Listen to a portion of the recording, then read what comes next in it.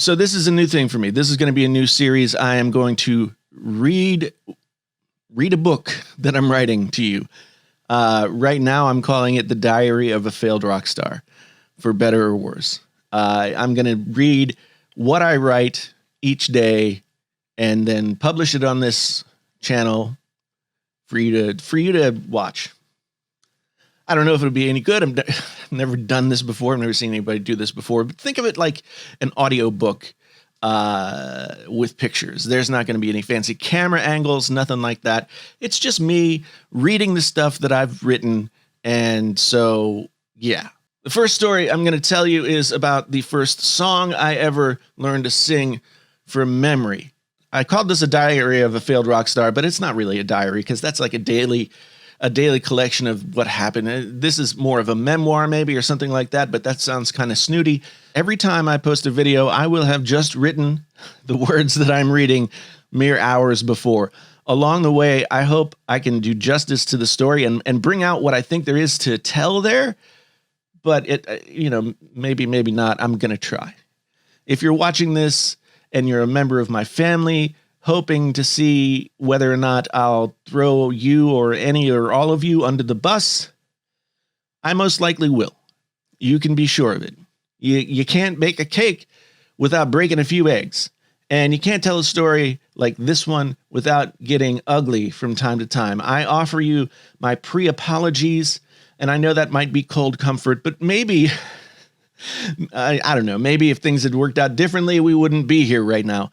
But just know, family members, that I love you all. And if you're a former band member who plays a part in this story, you might be fearing the same thing. I've been in bands since I was 14 years old. I'm 48 years old at this moment, so that would be 34 years. I'm not very good with math, so just bear with me. Remember that. I'm not good at math. Remember that. It's going to play a significant role in the tales to come. But yeah, I just checked. It's 34. Some of what I say about the folks that populate this book with me might seem unkind, but I can honestly say that as far as I can remember, I love everyone that I'll speak of here. You were my family when I needed a family that understood me. My real family, I know that you never really quite did understand, but you tried. To all my musician friends out there who have stuck with me for so long, who have been that family that I didn't have, thank you from the bottom of my heart. I want you to know that I love you. Other things you need to know to inform this story. I was adopted when I was a newborn baby. As I was born on October 25th, 1971. Being adopted played a big role in my life. It played actually a huge role. Everything that I am, everything that's made me crazy over the years stems from the fact that I wish it was different. I don't. Being adopted is a really hard thing because you feel as though you're garbage. No matter what anybody says, no matter what, an adopted kid feels like garbage. And I've spent all of my life trying to rationalize that out of my way. I know it's not true. I know that there are people that love me. I know that all that stuff is true, but there's still always a little kid inside me somewhere who wonders why his mother gave him away. But what does this have to do with music, right? I mean, where are the stories of the failures? Where are the failures? Where is the woe? We want the Schadenfreude, and I'm getting there. This stuff just helps set the scene. So bear with me while I paint this backdrop. That actually reminds me of a picture that used to hang on the wall in the living room of my childhood home. It was a picture of a painting, I guess a print maybe? I don't know. There was an Indian standing at the edge of a forest, and he was looking in like he was just about to enter the forest. I haven't even remembered that painting since up until this moment. But it also reminded me of a dream that I used to have, because sometimes I would go out and sleep with my dad on the couch underneath that painting. And I always had this dream. I didn't know why Dad was sleeping on the couch at the time, but I figured it out over the years. And the dream was always the same. It was the only dream that I ever remembered. It was we would take these trips to a place called Storybook Forest, which was one of those really creepy half-ass theme parks that existed all over the place in the 1970s. We'd go to Storybook Forest. Sometimes we'd eat a picnic lunch or ride those low-rent rides that had themes about non-copyright protected characters, Little Bo Peep, Three Pigs, Hansel and Gretel, all that kind of stuff. Anyway, the dream was always the same. It started like one of those trips. We'd ride the rides, we'd eat the picnic lunch. But on the way home, while we drove, it would get darker. The trees would get thicker. They would loom over the road, and they came alive. They tore the car apart. They killed my mother, ripped my dad to shreds in front of me like he was pulled pork. Just as they were about to kill me, I always woke up. My brother at the time existed, I'm sure, but he was never in the dream. That's going to be a running theme as well, my brother being a part of my life. If I never mention my brother again in this whole thing, then don't be surprised. But the music. Back to the music. Okay, we spent a lot of time in the car, as you could probably tell already. I only have a few memories that I can see clearly from the time up to when I was 5 or 6 or 7, something like that. And most of them are related to being in the car. This would have been 74, 75. My dad, from what I can remember, bought a newer Chevy Nova. Maybe it was a Vega wagon or something. I remember my dad almost killing himself in a Vega a few years later. So a Nova Vega, I'm not sure. I know it was a Chevy.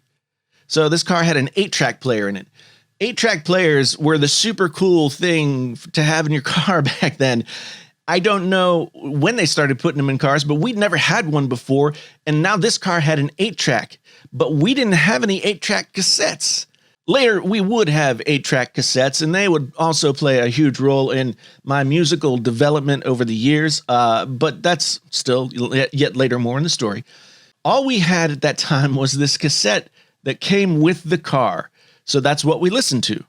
Now, I was born in West Virginia. I just mentioned that. It's going to be important as well. It's another fact that looms large over my legend.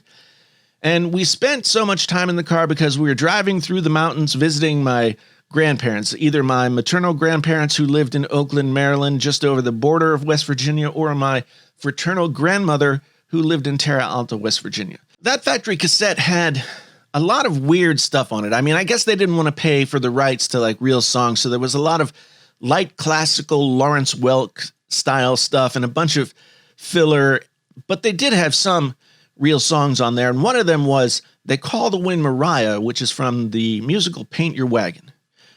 I was 3 years old, going on 4. Somehow, I learned that song and could sing it from memory. And so, of course, like any proud parents, my parents were like, wow, he can do this thing. Let's trot him up in front of the rest of the family to sing They Call the Wind Mariah.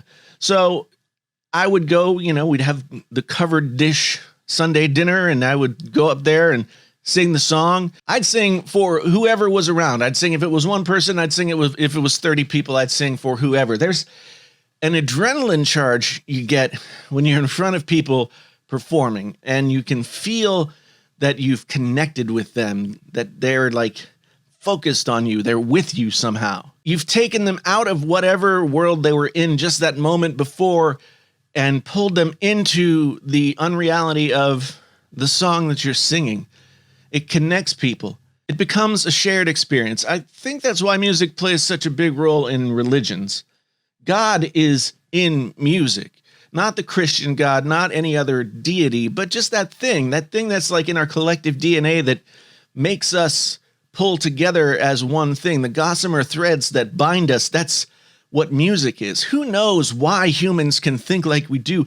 Who knows why we have this level of consciousness that goes beyond the present moment, strings itself out through time, through art, all this different kinds of expression. I'm sure there's some sort of scientific explanation for it all, but whatever that explanation is, it's incomplete. Music is the lighthouse that pulls us back to shore, if even just for a brief moment, so we can be together. Standing there at the head of the folding tables filled with those covered dishes, the ambrosia salads, the green beans baked with pork, the fried chicken, a haze of Winston cigarette smoke above our heads, hemmed in real low by the aluminum awning that covered the driveway, I sang, and I sang, and I sang. First it was They Called the Wind Mariah. Later it was Take Me Home Country Roads. I'd sing my heart out. And everyone quieted down. Everyone paid attention. And for moments after I stopped, there was no sound. And then everyone snapped to and like clapped and everything like that. There's no better feeling than that. And none more addictive or elusive. And that feeling is not only that people are paying attention to you. That feeling is also that you've channeled into something that's bigger than yourself. I didn't know that for many years. I've spent many years learning that, I guess. I've spent the rest of my life trying to recreate that moment over and over and never quite getting there. I've chased that moment and never quite caught it. 45 years, I'm still chasing it. I'm old enough now to know that I'll never fully catch it. That's not the way things work. It's never as good as the first time, but once that first note escapes your throat, I didn't mean to rhyme. You have that thing, it pulls people together and touches them in some prehistoric place. You never forget that feeling. You never forget that power. If you're lucky, you'll be able to get close to it again. If you're lucky, you might be able to find a way to connect to it. I guess, and that's what this story is. The chronicle of 45 years spent trying to relive that first moment, trying to find the magic thing that is music and generally failing. Or is it failing? I don't know. That's part of why I'm doing this. So welcome to this diary of a failed rock star. I hope you guys enjoy. Please come back and see me again when I have the next video out.